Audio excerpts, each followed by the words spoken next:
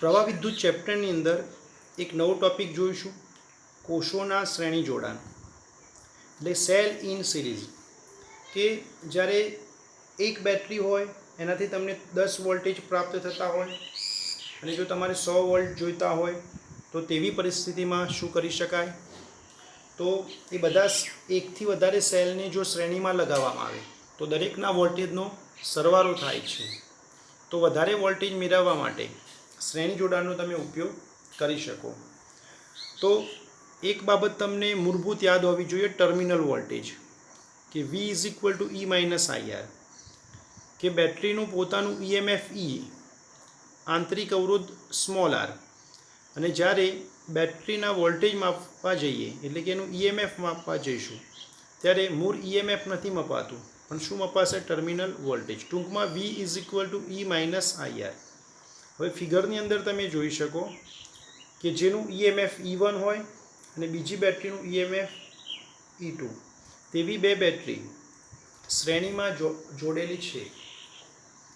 હવે શ્રેણીમાં ક્યારે કહી શકાય એના માટે તમે આવું બેઝિક વિચારી શકો કે માનો કે આ છેડામાંથી I જેટલો પ્રવાહ પ્રવેશ કરે તો આ બેટરીમાંથી કેટલો પ્રવાહ પસાર થશે? I. આમાંથી કેટલો પસાર થશે? I. માટે કહી શકાય બંને બેટરી એકબીજા સાથે શ્રેણીમાં. તો E1 અને E2 એ કોષોના અનુક્રમે EMF અને R1 અને R2 તેમના આંતરિક અવરોધ છે તથા પહેલી બેટરી A અને B બિંદુ વચ્ચે જોઈન્ટ કરેલી છે જ્યારે બીજી બેટરી B અને C બિંદુ વચ્ચે જોઈન્ટ કરેલી છે. તો ત્રણ બિંદુના અનુક્રમે વોલ્ટેજ એટલે કે વિદ્યુત સ્થિતિમાન A, B અને C આગળના સ્થિતિમાન V of A, V of B અને V ઓફ C છે. આ સવાલને સોલ્વ કરવા માટે મૂળભૂત સૂત્ર આ જ રહેશે. આ V એટલે શું? આને ટર્મિનલ વોલ્ટેજ પણ કહી શકો અથવા તો PD પણ કહી શકો, પોટેન્શિયલ ડિફરન્સ કોઈ પણ બે બિંદુ વચ્ચે. એટલે કયા બે બિંદુ? એટલે કે બેટરી E1 માટે કયા બે બિંદુ થશે? A અને B. તો આ સમીકરણ પ્રમાણે લખવું હોય અને AB માટે લખવું હોય તો એવું લખી શકો તમે V ઇઝ ઇક્વલ ટુ અથવા VAB is equal two E1 minus IR1. તે જ રીતે આના માટે લખવું હોય તો B અને C બિંદુ તો VBC is equal two E2 minus IR2. તો આ પ્રમાણે લખી શકાય A અને B વચ્ચે PD VAB is equal two E1 minus IR1 અને બીજી બેટરી માટે B અને C વચ્ચે PD VBC is equal two E2 minus IR2.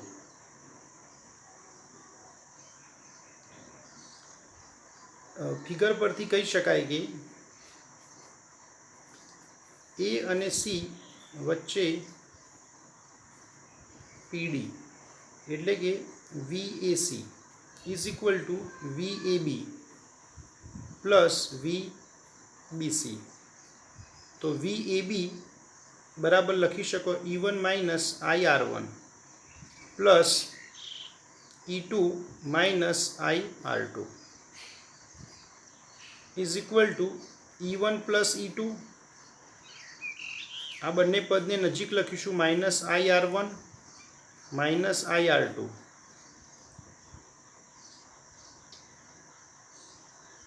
તો E1 પ્લસ E2 આ બંનેમાંથી માઇનસ I કોમન એટલે કે R1 પ્લસ R2 VAC. સમીકરણ A.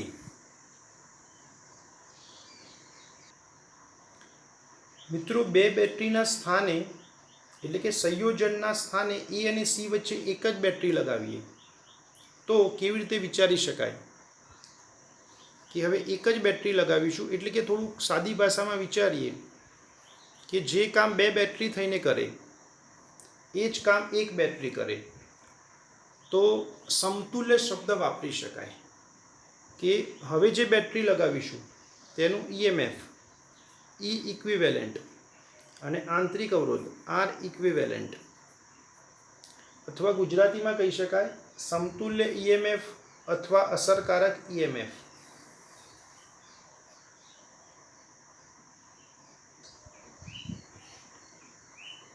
બેટરીમાંથી વહેતો પ્રવાહ I A અને C બિંદુ વચ્ચેના વોલ્ટેજ ફિગર પરથી લખી શકાય VAC is equal two terminal વોલ્ટેજનું સૂત્ર E માઇનસ IR પ્રમાણે. પણ અહીંયા બે બેટરીના સ્થાને એક જ બેટરી લગાવેલી હોવાથી ઇક્વિવેલેન્ટ અથવા તો આવી રીતે પણ એને રજૂ કરી શકો, સમતુલ્ય EMF, અસરકારક EMF અને કુલ EMF. દરેક માટે સિમ્બોલ રહેશે E ઇક્વિવેલેન્ટ. ચલો સમીકરણ નંબર 2. ટૂંકમાં શું વિચાર્યું આપણે કે બે બેટરીની જગ્યાએ એક બેટરી લગાવીએ તો તમે આ પ્રમાણે વિચારી શકો કે A અને C વચ્ચે આગળના કેસમાં બે બેટરી હતી અને એના માટે એક સમીકરણ બનાવ્યું, સમીકરણ A. હવે અત્યારે સેમ ટુ સેમ A અને C વચ્ચે એક જ બેટરી કે જેનું સમતુલ્ય EMF કેટલું E ઇક્વિવેલેન્ટ અને આંતરિક અવરોધ કેટલો R ઇક્વિવેલેન્ટ, અથવા કહી શકાય કે અસરકારક અવરોધ, કુલ અવરોધ અથવા સમતુલ્ય અવરોધ. પણ અહીંયા આપણે આંતરિક અવરોધના સંદર્ભમાં વાત કરીશું. હવે A અને B ને કમ્પેર કરતા, એટલે કે A અને B ને કમ્પેર કરતા તો કમ્પેર કરીશું તો E equivalent minus I R equivalent is equal two E1 plus E2 minus I R1 plus R2. મિત્રો આ પદ લખવાની કોઈ એટલી જરૂર નથી, કમ્પેરિઝન જ કરીશું. એટલે કે બે સમીકરણ પરથી કહી શકાય કે E ઇક્વિવેલેન્ટના સ્થાને સામે તમે શું લખી શકો? E1 પ્લસ E2, કારણ કે આ વચ્ચે બરાબર લખેલું છે. તે જ રીતે માઇનસ, અહીંયા પણ માઇનસ I તો એ કમ્પેર કરશો તો R equivalent is equal two R1 plus R2. તો ટૂંકમાં જો સેલ હોય, વિદ્યુત કોષ હોય, એનું જો તમે શ્રેણી જોડાણ કરશો તો કુલ EMF કેટલું મળશે? E equivalent is equal two E1 plus E2, એટલે કે દરેકના EMFના સરવાળા બરાબર હોય છે. તે જ રીતે સમતુલ્ય આંતરિક અવરોધ કેટલો? દરેકના આંતરિક અવરોધના સરવાળા બરાબર હોય છે. વ્યાપક સ્વરૂપે લખવું હોય N માટે તો E1 plus E2 plus EN. તે જ રીતે આના માટે પણ લખી શકાય R1 plus R2 plus RN.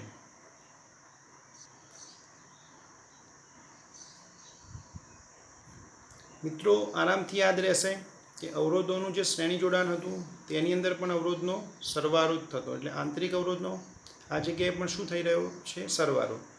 અને EMFનો પણ શું થઈ રહ્યું છે? સરવાળો. બીજી એક બાબત, જો જોડાણ આ પ્રમાણે હોય કે પ્લસ માઇનસ, એટલે ટૂંકમાં કહી શકાય કે પ્લસની નજીક જો માઇનસ છેડો હોય તો આવા જોડાણને કહીશું સહાયક જોડાણ. અને આ ફિગરની અંદર તમે જુઓ માઇનસ પછી માઇનસ, એટલે માઇનસ અને માઇનસ, તો આ ટાઈપના જોડાણને કહીશું વિરોધક જોડાણ. એટલે કે આ કેસમાં સમતુલ્ય EFમાં સરવાળો જ થશે, પણ આ ટાઈપના જોડાણમાં હોય કહેવાશે તો શ્રેણીમાં જ, પણ શ્રેણી ખરું પણ વિરોધકના સંદર્ભમાં, ત્યારે કંઈક આ થશે બાદબાકી.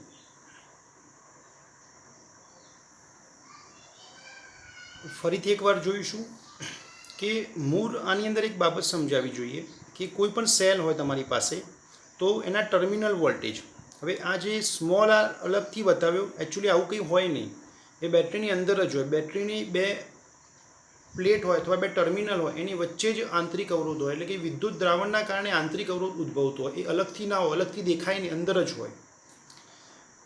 પણ સમજવા માટે અને સરળતા ખાતર એને અલગથી દર્શાવવામાં આવે છે.